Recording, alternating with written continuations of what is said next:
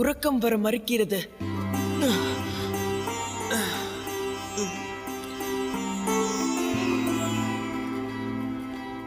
குரு வசிஷ்டர் ஆசிரமத்தின் சுகந்தம் இங்கில்லை. பாய்ந்தோடும் நதியின் சலசலப்பு கேட்கவில்லை. ஹிருதயத்தை வருடும் தென்றலின் ஓசை இல்லை. மனதிற்கு உறுத்தலாகவே உள்ளது. இதற்கு வழி என்ன? என்னுடன் வாருங்கள்.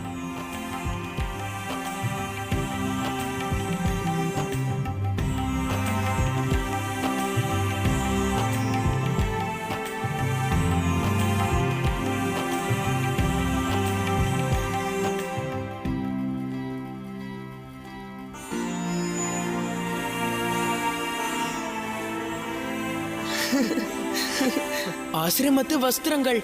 இதை முதலில் அணிந்து கொள்ளுங்கள். அதன் பிறகு நான் உறங்குவதற்கு வழி கோருகிறேன்.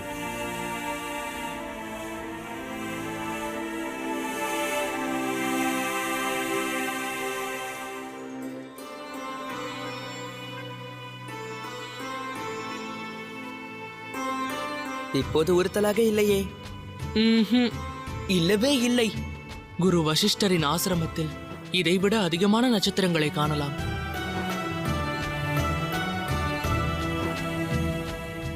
ஆனால் நாம் நால்வரும் நந்தவனத்திலும் உறங்கலாம் அல்லவா?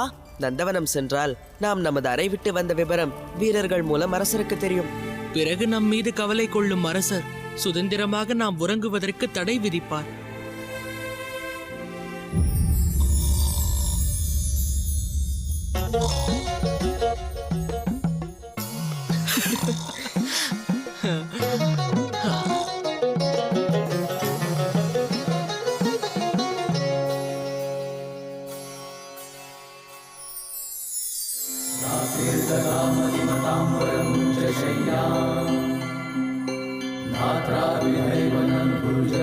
அயோத்தி.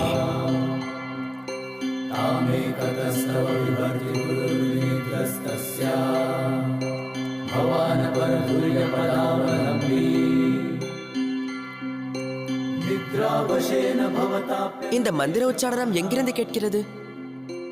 மறந்து விட்டீர்களா? அரசரின் உறக்கம் கலைக்க இது ரகுகுலத்தின் நியதி. எனில் இந்த உபச்சாரம் நாளை தமக்கும் நடக்கும்.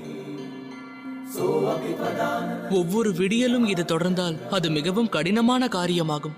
தினத்தின் விடியலே அந்த சங்கடத்தை உணர்த்துகிறது.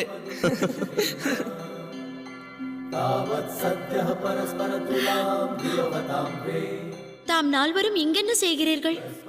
நால்வரையும் தங்களது அறையில் காணாது நான் அதிர்ச்சிக்குள்ளானேன்.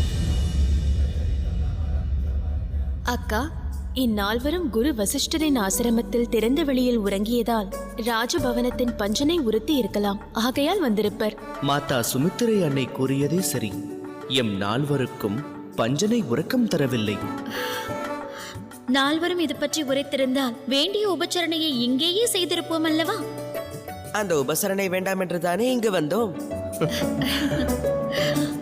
சரி, தாம் நால்வரும் விரைந்து ஆயத்தமாகுங்கள். எதற்காக மாதா? இன்றைய தினம் மகத்துவமான தினமாகும். பிரதி திங்களில் ஒரு தினம் பிரஜை தரிசன தினமாகிறது. அரச குடும்பத்திற்கு முன் வந்து தம் பிரச்சனையை உரைக்க அயோத்தி வாழ் பிரஜைகளுக்கு இது ஒரு நல்வாய்ப்பாக அமைகிறது. தாம் நால்வரும் அங்கு வருகை தர வேண்டும். ஆகட்டும் தாயே.